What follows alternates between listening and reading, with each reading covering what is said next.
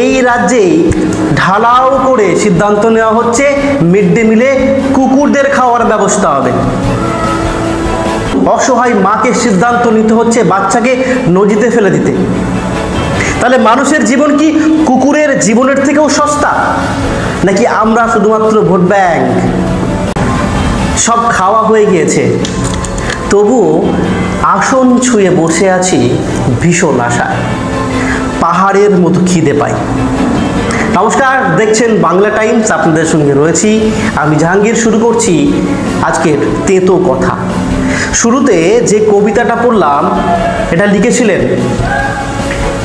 পূর্ণেন্দু পত্রী এই খাদ্য আন্দোলনের বাংলায়। আজকে আপনাদেরকে তেতো কথা এপিসোডে যেটা শোনাবো তাক লেগে যাবে।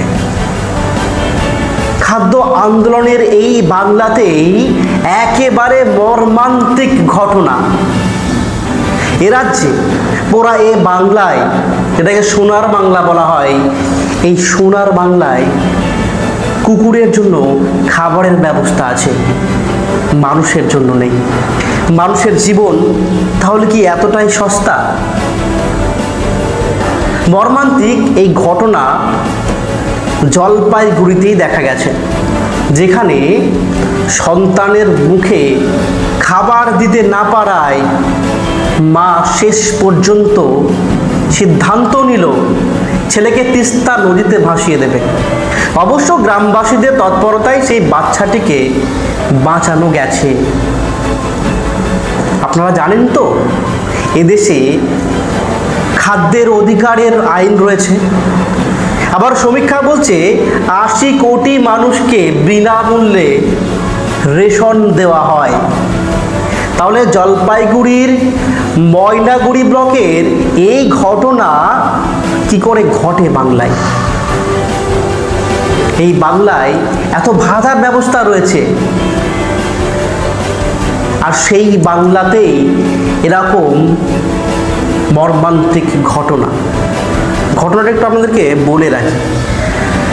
জলপাইগুড়ি জেলার ময়নাগুড়ি ব্লকের ঘটনা এটি। সেখানে বাড়ির যিনি কর্তা রয়েছেন, হাতে কাজ নেই, দীর্ঘদিন ধরে টাকা পয়সা নেই। কর্তা যখন বেরিয়ে যায় তখন শিশুটি কান্না শুরু করে খিদের জ্বালায়।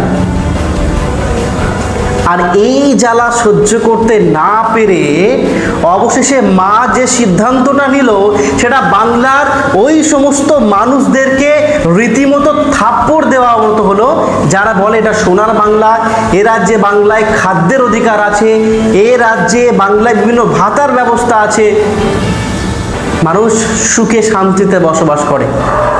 ঠিক এই পর্যায়ে এসে যখন আমরা দেখি রাজ্যে মিড ডে মিলে কুকুরদের জন্য খাওয়ার ব্যবস্থা হচ্ছে, আর সেই সময় যখন খাদ্যের অভাবে একজন অসহায় মাকে তার বাচ্চাকে নদীতে ফেলে দেওয়ার সিদ্ধান্ত নিতে হয়, এটা আমার লজ্জা, আপনার লজ্জা, গোটা রাজ্যবাসীর লজ্জা। আর এই রাজ্যেই ঢালাও করে সিদ্ধান্ত নেওয়া হচ্ছে মিড ডে মিলে কুকুরদের খাওয়ার ব্যবস্থা হবে। আর সেই রাজ্যেই একজন অসহায় মাকে তার শিশুর মুখে খাদ্য জোগাড় করে দিতে পারছে না, এজন্য অসহায় মাকে সিদ্ধান্ত নিতে হচ্ছে বাচ্চাকে নদীতে ফেলে দিতে। তাহলে মানুষের জীবন কি কুকুরের জীবনের থেকেও সস্তা? নাকি আমরা শুধুমাত্র ভোট ব্যাংক?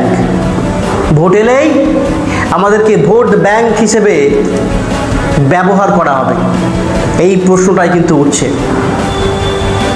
ঘটনার সূত্রপাত, যখন কর্তা বেরিয়ে যায় তখনই কান্না শুরু করে বাচ্চা।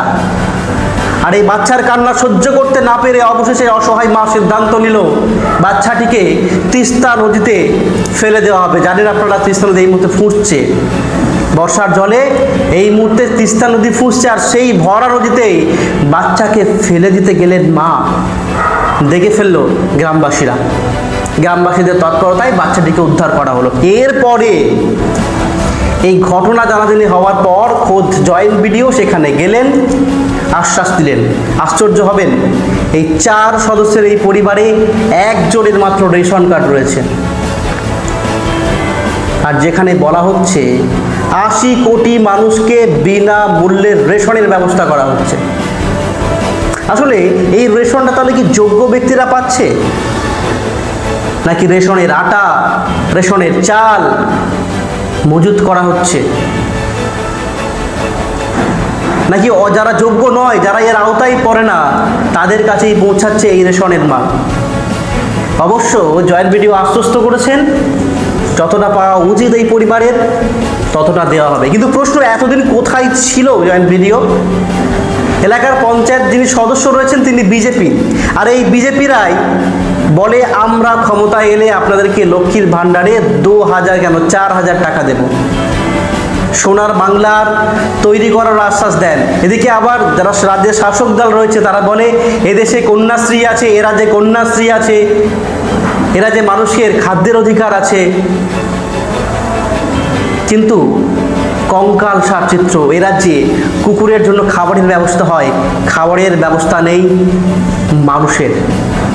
আর কতদিন ভোট ব্যাংক হয়ে রয়ে যাবে জনগণ?